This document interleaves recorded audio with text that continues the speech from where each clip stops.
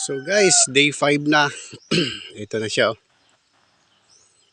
Pinagawan ko na ng bakod talaga para wala nang makapasok-pasok dito. Kawawa tuloy yung aking mga tanim dito. Kagaya nito, sana malaki na tong mangga na to. Yung puno ng mangga. Nakakain lang siguro to ng mga sabsab na naman to ng kambing. So guys, yan. Nakabakod na rin. Sa wakas talagang nakabakod na. Ayan. Ito na yung aking munting farm.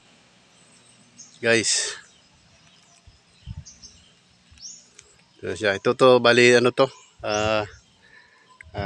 Maliit na ilog.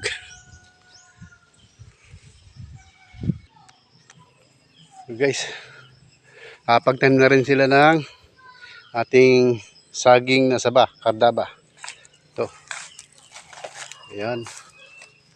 Kasi ano to, blank space ito dito kasi. Walang sayang din yung sayang yung area.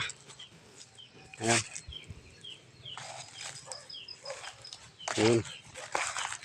Ayan, para at least maano na yung dun dito. Makatuloy-tuloy na yung kanyang tawag nito. Yung dire-diretso na siya. Ayan. Ayan guys.